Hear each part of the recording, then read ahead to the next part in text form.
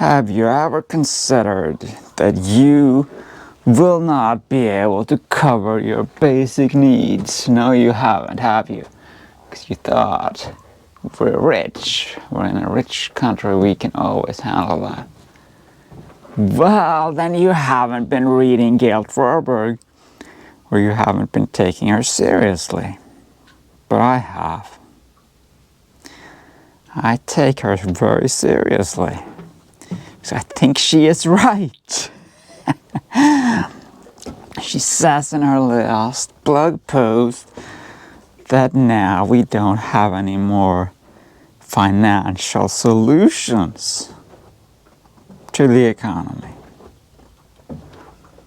It is collapsing no matter what we try.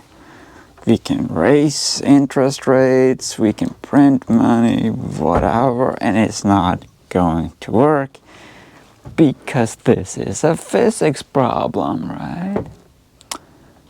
Today in the news, the UK has had yet another Prime Minister resign.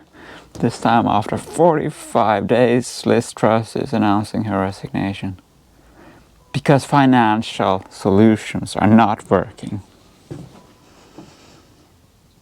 The only solution that could work would be a cheaper energy source.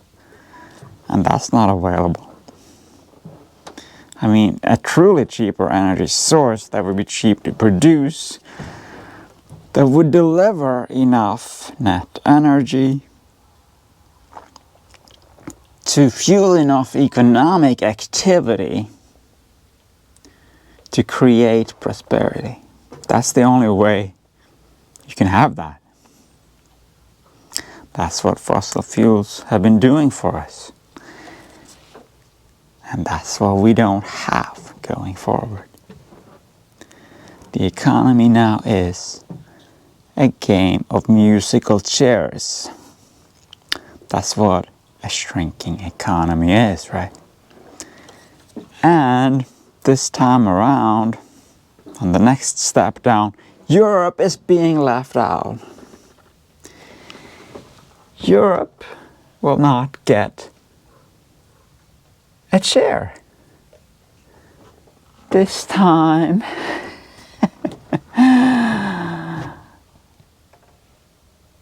so your basic needs are no longer going to be met. You're going to be lacking electricity, lacking heat, food, perhaps shelter. We're going to see true suffering. As a men's rights activist and a collapse-aware person, I have mixed feelings about this. You know, I am as disturbed as the next person because I'll be suffering too. But I'm also elated that the feminists are finally going to suffer. Their party is over. They can no longer persecute sexuality with unlimited resources, right? And if Gail is right, then the whole system collapses at the same time.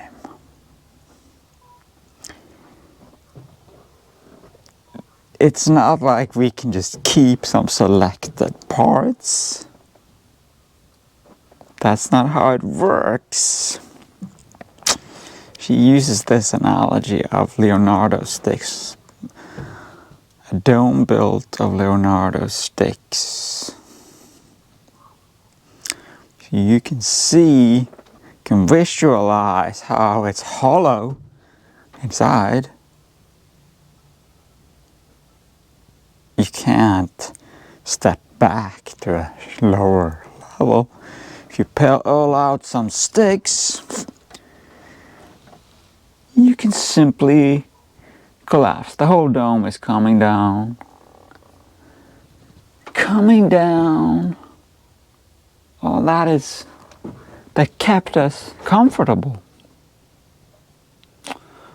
All of that is coming down. When you look at this, most of this is not built by humans, right? And that will be fine.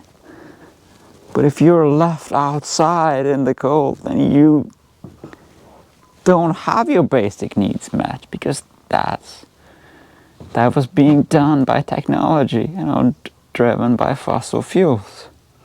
Our buildings will keep standing for a while, right? So we might have shelter, but we won't have electricity, and we won't have the means to maintain those houses. So when a window breaks, for example, there will be no replacement. Not a new one anyway. You can cannibalize some other buildings. There will be plenty of dead people, so buildings will be abandoned. You can cannibalize those, but you won't have enough food, and you won't have electricity. Well, you can burn wood for a while. Maybe you can stay warm that way. But it's going to be hell. That is, if we take Gail Tverberg seriously. I believe she actually got this right. She knows what's coming. She's explaining how that works. I think she got it right.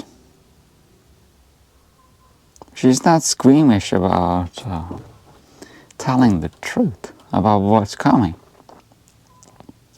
like any politician would be. None of them are going to tell the truth, even if they know it. They probably don't, but if they do, they're not going to tell you the truth. Well, they won't be elected, and even if they could be, I don't think they would face that truth. It's not something the people can face. Collectively, we can't face it. We have to have hope. Hope that this civilization can somehow be saved, and that it will carry on. That our children can grow up and have a good standard of living. But that's not gonna happen. Most of them won't even grow up, and if they do, they will be reduced to a level at least as far back as the Middle Ages, probably a lot less, in terms of wealth and the quality of life. There will be no such thing as a job, for example.